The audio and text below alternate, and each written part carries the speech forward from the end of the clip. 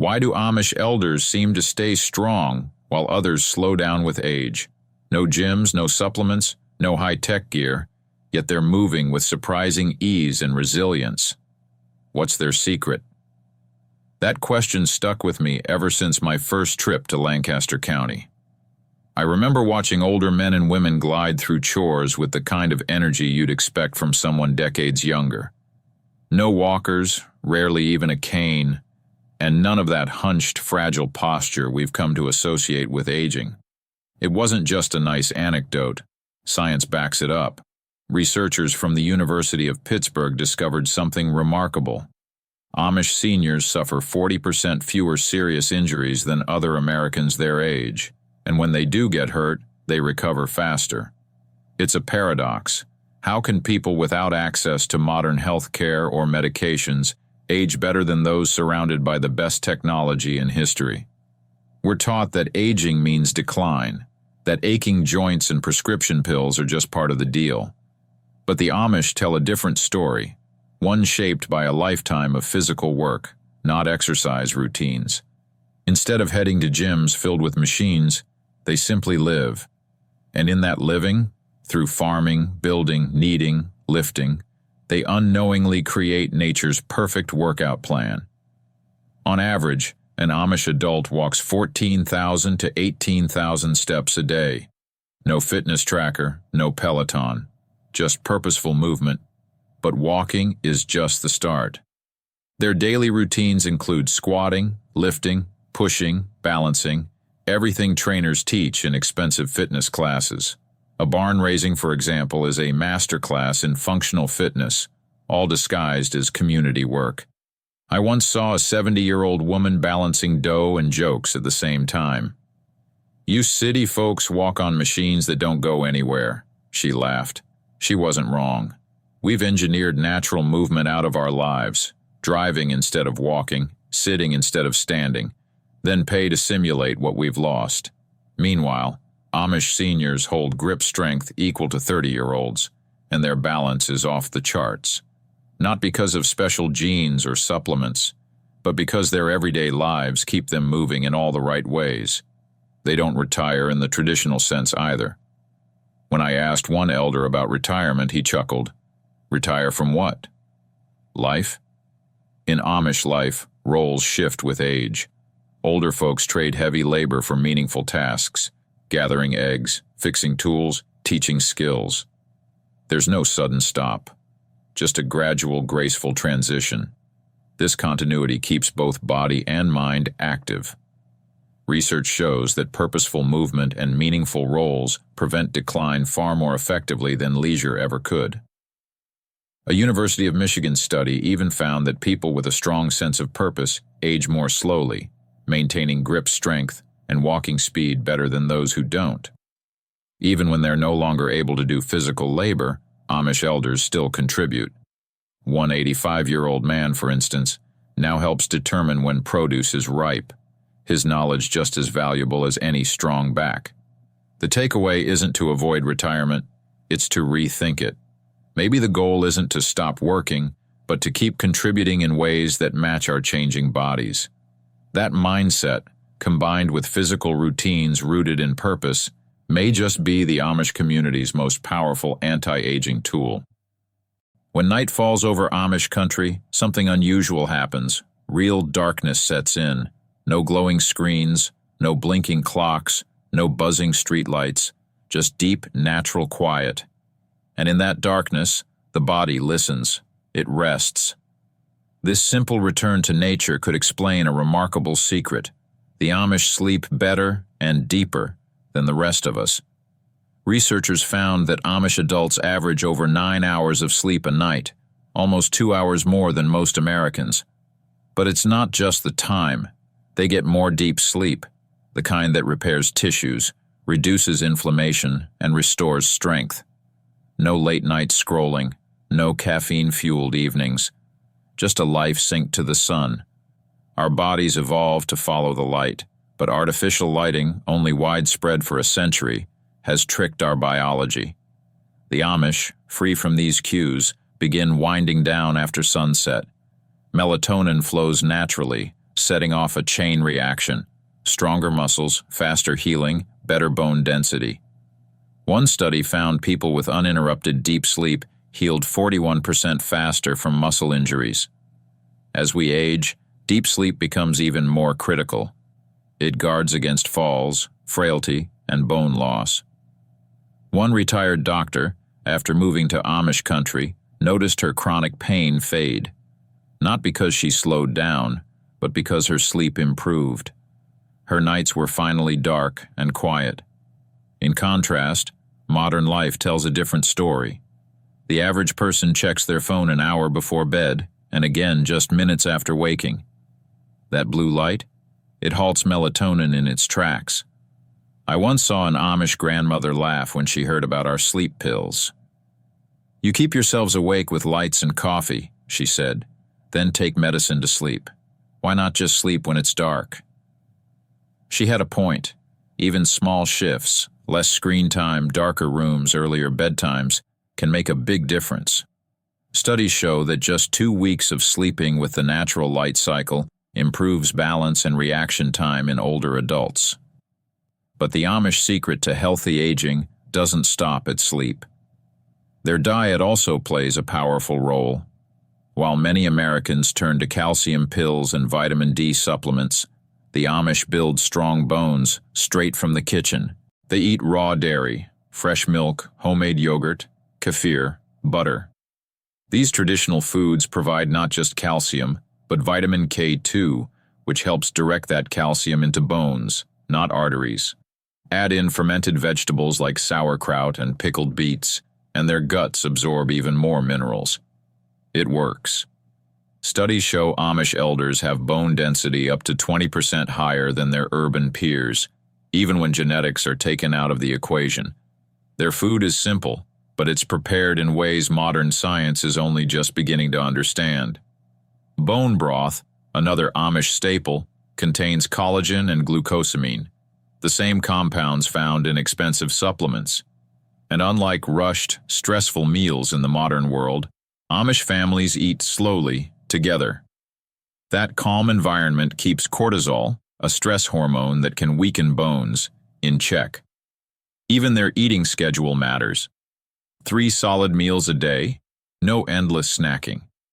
This helps maintain stable insulin levels, another key to bone strength. And they're not trying to follow a bone health diet. It's just the way they've always eaten. But what nourishes them on the inside is supported by what they do on the outside. Gardening, walking, lifting, all natural daily movements that strengthen bones and improve balance.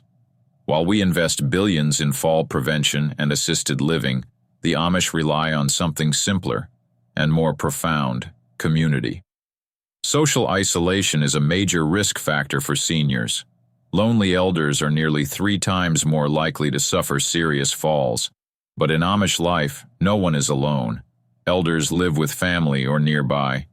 Daily visits are normal. If grandma doesn't show up for breakfast, someone notices. This network of care provides both physical help and emotional support. Helping with chores, checking in, sharing stories, all of it lowers stress and improves balance, coordination, even immune health. Johns Hopkins researchers found seniors with daily social contact performed significantly better on mobility tests, even if they weren't more active. And it's not one person carrying the weight. The Amish rotate responsibilities. One brings food, another helps with laundry, someone else stops by just to talk. Everyone plays a part. Even elders who can't work still contribute, watching children, offering wisdom, and holding their place in the rhythm of the community. It's a system based not on charity, but on mutual respect, and that dignity, that purpose, it may be the most powerful health advantage of all. In Minnesota, one community program saw a 35% drop in ER visits among seniors who had strong social ties. But the real challenge? It's not the check-ins. It's recreating the deep human bonds that make Amish support systems so powerful. For the Amish, aging isn't about losing independence. It's about staying connected, active, and needed. This mutual care creates what researchers call Interdependence, a balance where everyone both gives and receives help.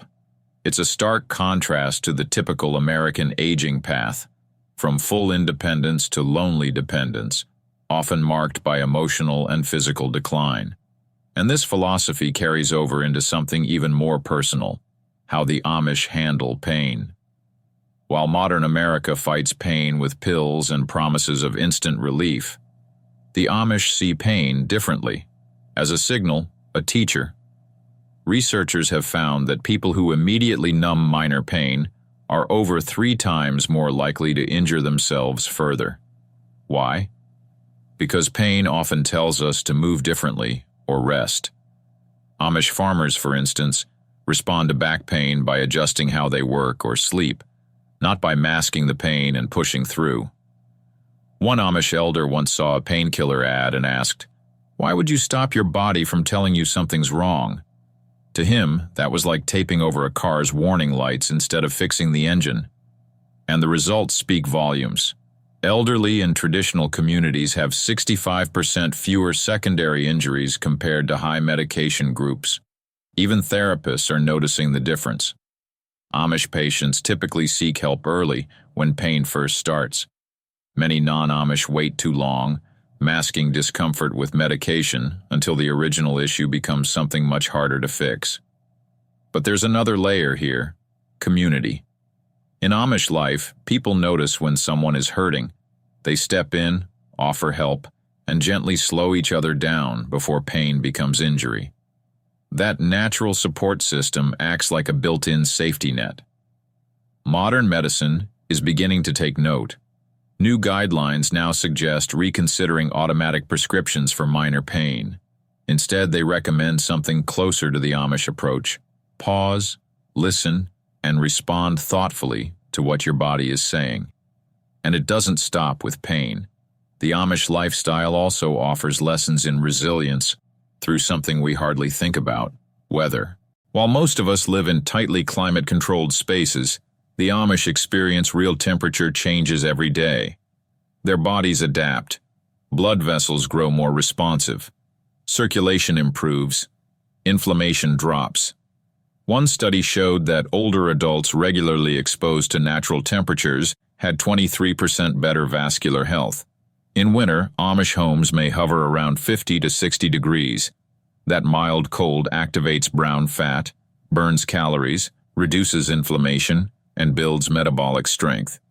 On my first visit, bundled in layers, I watched them work outside in simple jackets. "Your people never give your bodies a chance to remember how to stay warm," one woman joked. She was right. Our bodies can adapt if we let them. Research even found that seniors who adapted better to temperatures healed from joint injuries 31% faster. And seasonal shifts in Amish work provide natural exercise cycles, balancing intensity and rest without the need for gym schedules. Some doctors now recommend temperature training, slowly reintroducing the body to nature's rhythms. And the benefits ripple outward: better blood flow, stronger bones, faster recovery, all from letting the seasons in. So where does that leave us? We're not giving up our smartphones or air conditioning, but we can borrow from this wisdom. At Stanford, researchers found that just 3 traditional movement habits, like carrying groceries by hand, squatting during chores, or walking on uneven ground, significantly improved balance and recovery in older adults.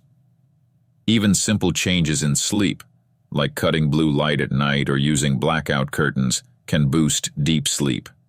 One woman noticed her joint pain ease after just 2 weeks of sleeping in true darkness.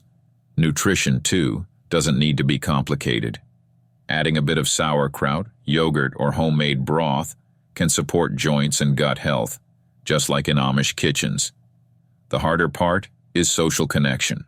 The Amish thrive because they need one another and show it.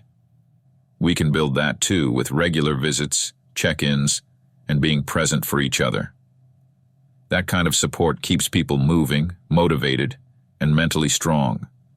And perhaps the greatest takeaway is their sense of purpose. In Amish life, everyone matters. Everyone contributes. Staying active isn't just about fitness, it's about being needed. One aging specialist said it best: the body follows the mind. The Amish didn't craft their lifestyle around health, but their traditions hold lessons for our aging society. If we integrate even a few of their simple habits, natural movement, connection, mindful rest, we might age not with decline, but with dignity and strength. Aging doesn't have to mean breaking down. The Amish remind us it can mean growing into deeper resilience through small, steady choices that keep the body moving and the spirit grounded.